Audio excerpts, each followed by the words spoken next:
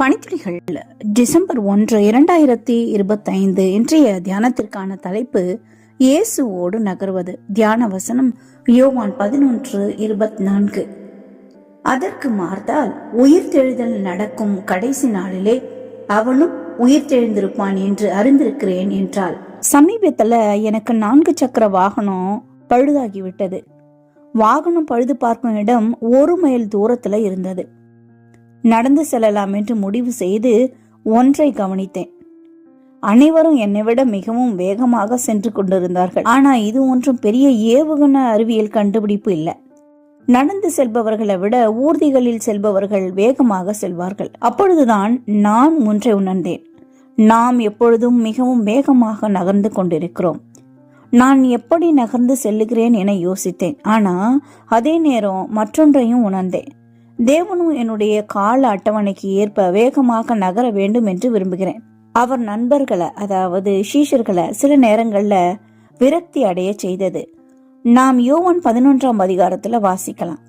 மார்த்தாள், மரியாள் தங்கள் சகோதரனாகிய லாசருவை குணப்படுத்த வல்லவராகிய இயேசுவின் மேல் விசுவாசம் வைத்து அவரை அழைத்து வர ஆள் அனுப்பினார்கள். ஆனா அவரோ லாசரு மரித்து 4 நாட்களுக்கு பிறகுதான் வந்தார். மார்த்தாள் இயேசுவை பார்த்து, ஆண்டவரே, நீர் இங்கே இருந்தீரானால் என் சகோதரன் மரித்திருக்க மாட்டான் என்று கூறினாள். அதாவது இயேசு வேகமாக செயல்படவில்லை என்று அர்த்தம். ஆனால் இயேசுவோ லாசருவை உயிரோடு எழுப்பும்படி பெரிய திட்டத்தை வைத்திருந்தார். இயேசு தம்முடைய கண்களை ஏறெடுத்து, பிதாவே, நீர் எனக்கு செவி கொடுத்தபடியினால் உம்மை ஸ்தோத்திரிக்கிறேன். நீர் எப்பொழுதும் எனக்கு செவி கொடுக்கிறீர் என்று நான் அறிந்திருக்கிறேன். ஆனாலும் நீர் என்னை அனுப்பினதை சூழ்ந்திருக்கும் ஜனங்கள் விசுவாசிக்கும்படியாக அவர்கள் நிமித்தம் இதை சொன்னேன் என்றார். இவைகளை சொன்ன பின்பு, லாசருவே, வெளியே வா என்று உரத்த சத்தமாய் கூப்பிட்டார். உங்களால் மார்த்தாளின் விரக்தியை உணர முடிகிறதா? என்னால் முடிகிறது. சில சமயங்கள்ல நம் ஜெபங்களுக்கு சீக்கிரமா பதில் அளிக்கும்படி இயேசுவை எதிர்பார்க்கிறவர்களாக நாம் இருக்கிறோம்.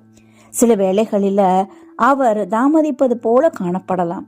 ஆனா அவருடைய தெய்வீக திட்டம் நம் திட்டத்திற்கு நேர்மாறானது. அவருடைய திட்டத்தில் உள்ள வேலைகளை அவர் சரியாக செய்து முடிக்க வல்லவர். இதிலிருந்து அவருடைய மகிமை நம் திட்டங்களுக்கு அப்பாற்பட்டவை என்று அறியலாம்.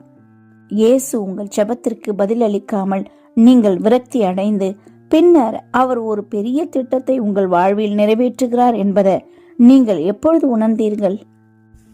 அப்படி இல்லை என்றால் ஜெபத்தோடு பொறுமையோடு காத்திருப்போம்.